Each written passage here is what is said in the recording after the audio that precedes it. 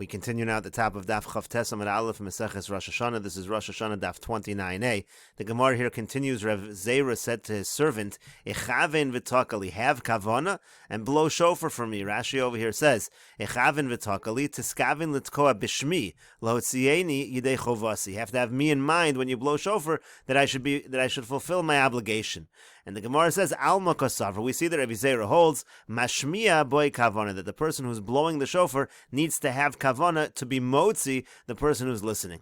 So the Gemara says, Meisveh, we have the following question: Haya over achore beis hakneses, or shaya beiso samach lebeis hakneses. We said before, let's say somebody's walking behind the shul, or somebody's house is near the shul. Veshama kol shofar or kol megillah. He hears the sound of the shofar, or he hears the megillah. Im kiven libo yotza, vim lav lo yotza. If he has kavana, he's yotze. If not, he's not yotze.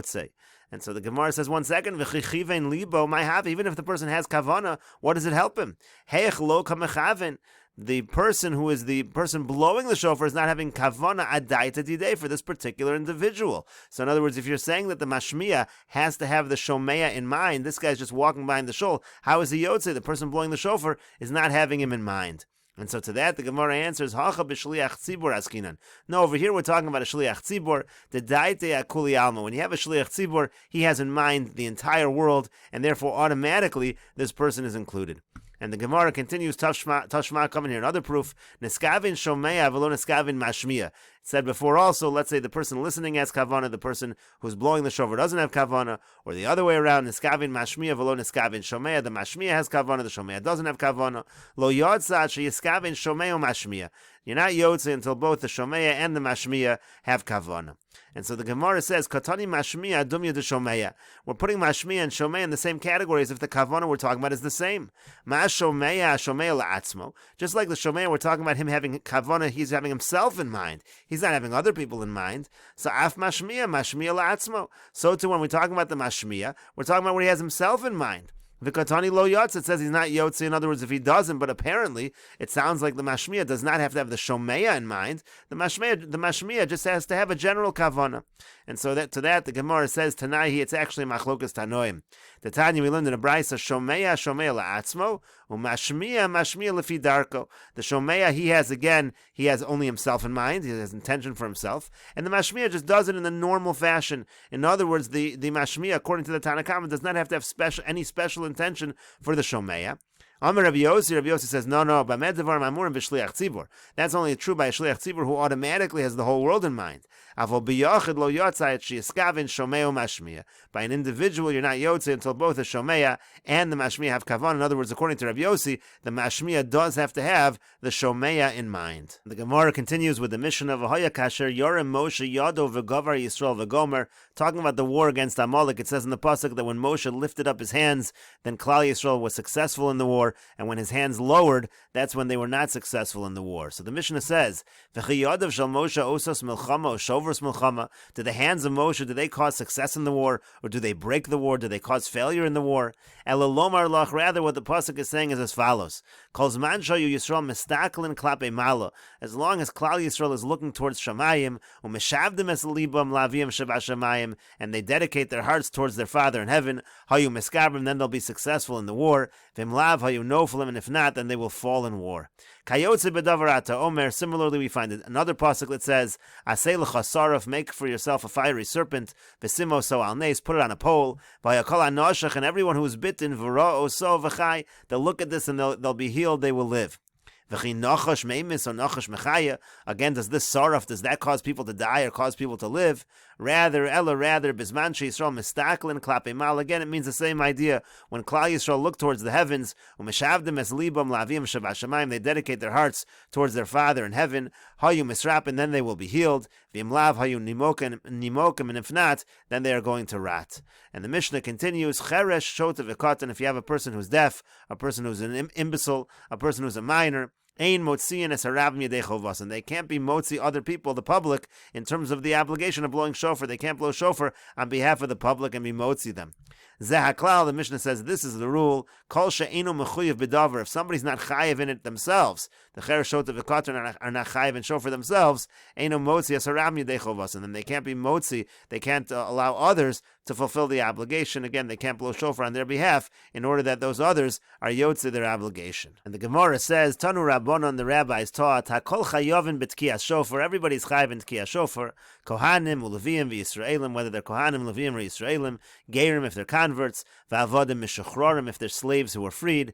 V'tumtum, v'androgynous. A tumtum is someone you can't determine whether the person is male or female. And androgynous is a person who has simonim of both being male and female.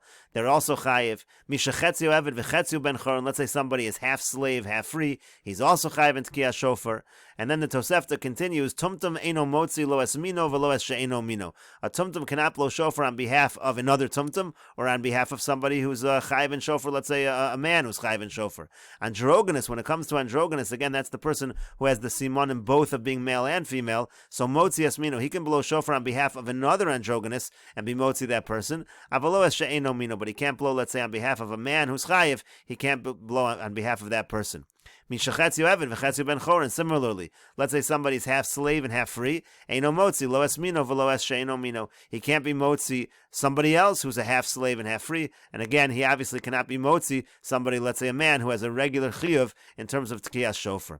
And Rashi over here explains, V'avodim mishachrorin, you have freed slaves. Aval avodim lo. Now a slave who was not freed, he's not obligated in tkiyas shofar. T'chol mitzvah she'in ha'isha chayeves bo, ein ha'eved chayev bo. Just like women are not chayev in tkiyas shofar, so too the rule is any mitzvah that women are not chayev in, so too avodim are not chayev in that mitzvah. So that's why they're not chayev in tkiyas shofar.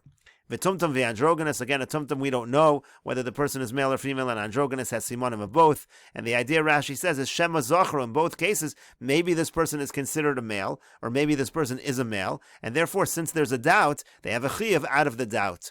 Mishachetziu eved, then the Tosefta talked about somebody who's half slave. Misham tzad chayir, he's only half a slave, half of him is free, and therefore that tzad, again, is chayiv, is obligated in tkiyas shofar. And then it said in the Tosefta, Tumtum eino motzi es mino. A tumtum cannot blow shofar on behalf of another tumtum, meaning tumtum kamoso. Again, can't blow on behalf of another tumtum. Shema tokei azen nekeva v'chaveru zocher, because when it comes to a tumtum, it's a doubt. We don't know whether the person's male or female. So maybe the person who's blowing the shofar is a nekeva, and maybe the person who's listening is a zocher. So a nekeva, female, cannot be motzi, a male, in terms of tkiyas shofar, because again, the female is not obligated, and the male is obligated. On the other hand, androgynous motzi mino, an androgynous who has simonim both of a zachar and a nekeva, is allowed to blow on behalf of another androgynous kamoso, is allowed to blow on behalf of another androgynous, the ibasar zachros ozlus shneim chayavin, because if you're going to consider in general an androgynous to be a male, they're both males, they're both chayiv. Vibasar nakvas ozlus shneim patur. If you go follow the simonim that they're female, so then they're both considered to be female, and they're patur anyway, so it's no problem. And then it said, Mishachetziu eved, if somebody's half slave, half free, can't blow on behalf of somebody else who's half slave and half free. Because here you have the person has a tzad of avdos, that side of the person, so to speak, is not chayiv, and cannot be motzi the person, the other person's tzad chayris, the other person's side of freedom. And the Gemara continues, Amar Mar, the master said, quoting what we said above, Hakol chayovin b'tkiyas shofar, kohanim, leviim, v'Yisraelim. Everybody's chayiv when it comes to tkiyas shofar, kohanim, leviim, and Yisraelim. Gemara says, Pshita, it's obvious. Ihani lo mechayiv, iman mechayiv. If these individuals are not chayiv, who is chayiv? Of course, kohanim, leviim, and Yisraelim are all chayiv. And so the Gemara says, Kohanim etzrichale. No, the chiddush over here is Kohanim. You might have thought Kohanim are not chayiv in tkiyas shofar, because Sal Gadai Techamina, I might have thought, Hoeluchsiv Yom Trua Yelochem. It says today is the day of Trua. Mandelese Ella Betkiyah Dechad Yuma Hu Demechayiv. Only individuals who only have the mitzvah of blowing shofar one day, they're the ones who are chayiv in this mitzvah of shofar on Rosh Hashana. Vahani Kohanim, but when it comes to Kohanim, Hoel Ve'isnu Betkiyos Techol Hashana, they have mitzvah to blow shofar the entire year. Because the pasuk says, "Uskatem b'chatzotzros alalosechem." When you bring your karbonolos, you have to blow the trumpets. So they have a concept of tkiyah the entire year on the karbonos. So ema lo l'chayiv. So I might think they're not chayiv in the tkiyah when it comes to Rosh Hashana. So kamash malon. So that's what it's coming to teach us. The Tosefta says, no, kohanim are chayiv when it comes to tkiyah shofar on Rosh Hashana. But the Gemara continues, mi dami. Can you really compare these two psukim? Hasam chatzotzros v'hacha shofar. Over there, we're talking about the karbonola that you blow. You're blowing the Chatzotzros. Here we're talking about shofar. Why should we think that the fact there's an obligation of Chatzotzros relevant to Kohanim, that should mean they wouldn't be obligated in Tkiyah Shofar on Rosh Hashanah? And so the Gemara says, you're right, Ella, rather it's another reason. Itzrich, we need to say Kohanim, Sal Kadai Tachamina, because I might have thought, Hoa Lutanan, since we learned in a Mishnah, Shava HaYovel Rosh Hashanah L'Tkiyah V'Lebrachos. We said that the Yovel, this is talking about in the Yovel year, the 50th year in Yom Kippur, so the halachas are the same in terms of blowing shofar on the Yovel, and also in terms of the brachas that you say in the Amidah, it's the same that we say on Rosh Hashanah. So I might have thought, Mandi Isei b'mitzvahs HaYovel, so now we see there's some kind of comparison between Yovel and between the Rosh Hashanah, between the Tkiyah Shofar and Rosh Hashanah. So I might have thought that somebody who's relevant to the mitzvahs of Yovel, Isei b'mitzvah de Rosh Hashanah, that's an individual who's chayiv in this mitzvah of Tkiyah Shofar and Rosh Hashanah. V'hani Kohanim, so I might have thought when it comes to these Kohanim, Hoel v'lesnu b'mitzvah de Yovel, they are excluded from some of the mitzvahs of Yovel. That's not like we learned in the Mishnah. Kohanim u'Leviyim mochrin la'olam v'goalin la'olam. Kohanim and Leviyim, they sell forever and they redeem forever. Rashi will explain what that means. But in any case, the halachas are different for them when it comes to the halachas of Yovel. So Ema b'mitzvah de Rosh Hashanah lo l'chayv. So I might have thought when it comes to the mitzvahs of Rosh Hashanah as well, they are not obligated. That's what I might have thought. Kamash v'alon. So that's what the Tosefta is teaching us, that the Kohanim are obligated in Tkiyah Shofar as well. And we'll take a look at Rashi over here. Hachi Garcinan Kohanim u'Levim makdishin liolam v'goan liolam. So one way of having the text is Kohanim and Levim can sanctify forever and redeem forever. Zui Girsas Rabbeinu Yitzchak Halevi. That's the text that Rabbeinu Yitzchak Halevi had. Ushara Bosai Garson. The other Girsa that my rabbis had, says Rashi, is Mochrin liolam v'goan liolam. That they sell forever, they redeem forever. In any case, Rashi says Ushtein Mishnayis Hein Meseches Erchin. These are both Mishnayis and Meseches Erchin. Uvein Makdishin Uvein Mochrin Tarvayu Mishnah Yiseirininu. Both of these are extra Mishnayis. Ela Aidi de Tana Hasam Gabi Yisrael Ein Makdishin Lefnei Hayovel Pachos Mishtei Shanim Velo Goal and Achar Hayovel Pachos Mishana. Since by Yisraelim the halacha is, again, they don't sanctify before Yovel less than 2 years. They don't redeem after Yovel less than 2 years. So Tana Gabi Kohanim Makdishin Vegoalin. So we use the same language by Kohanim of Makdishin and Goalin. Va'aidi de Tana Goalin and Makdishin Gabi Hadadi. Once you have that together, Tana Nami Gabi Goalin de Mechira Mochrin La'olam. So we also have over there by the Goalin of Mechira this language of Mochrin La'olam. V'achi Mukim and Meseches Erchin. This is all discussed in Meseches Erchin. That's relevant just to the text, to the wording of the Mishnayos. Now Rashi explains what do these halachas actually mean. Umau goalin liolam. What does it mean to say that we say that the Kohanim can redeem forever? Lefishanemar b'Yisrael b'mocher bayis barichoma. Because there's a halacha when it comes to Yisraelim non-Kohanim. Let's say they sell a house in Arechoma. They sell a house in a walled city. It says v'im lo yigal ad melos lo shana tamima nechlat. It says if that Yisrael doesn't redeem, they have the ability to buy back that house for an entire year. If they don't do that, then the sale becomes final. Avol b'Leviyim geulas olam tiel Leviyim. Levim are different. They're allowed to redeem forever when it comes to Batei Arichom, when it comes to these houses in the walled city.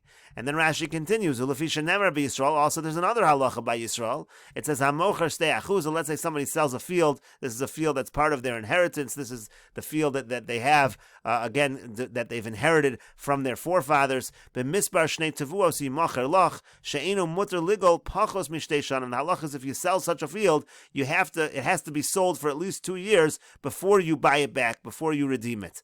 Avol Levim Golin Miyad. But again, the halacha by Levim is different. They can buy it back immediately. Lefisha Namar b'makdish stei achuza. And then Rashi continues over here. It talks about, let's say a person sanctifies the stei achuza. He makes it hektish. It says v'im lo yigol es hasada bailim umachar gizbar es hasada ish acher. Let's say you have a situation where the bailim don't redeem it, and then the person who's in charge of hektish, he goes out and he sells it to somebody else. It says lo yigol alod. It can't be redeemed anymore. Eliyotzi lekohanim biyovel. It says that it goes to the kohanim at yovel. The person actually loses the stei achuza in that case. But again, it's different. Halavim goalin liolam. Levim are different in that situation as well. They redeem the entire time.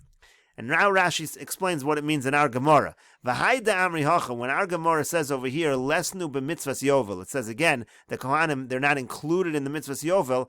koi amakdish ste'achuza v'lo goala. It's going specifically on that case. Let's say a person is makdish their ste'achuza, they had a field of their inheritance, and they were makdish it, they gave it over to hektish, and they didn't redeem it. Umachra gizbar, and then the gizbar goes ahead and he sells it. So she'ein yovel mafgia miyad hamakdish im levihu. That's like the halacha we just said. Yovel doesn't take it away from the person who sanctified it if that person is a Levi. Kederach shemafgia miyad Yisrael. That's different by Yisrael. By Yisrael, once yovel comes, he's never going to get it back in that case. Like we just said, person was makdish the ste'achuza, and the gizbar sold it. Once yovel comes, the Yisrael's not going to get it back. That's not the case when the person is a Levi, and that's what the Gemara means over here, that the halach of yovel does not apply to the Kohanim in the same way that it applies to the Yisraelim. The Gemara continues at the two dots, quoting what we said above, Mishechetzio eved v'chetzio ben choron. Again, let's say if a person who's half slave, half free, eino motzi lo esmino v'lo es sheino mino. He can't blow shofar on behalf of anyone else, whether it's another person who's half slave, half free, or whether it's a person who has a regular obligation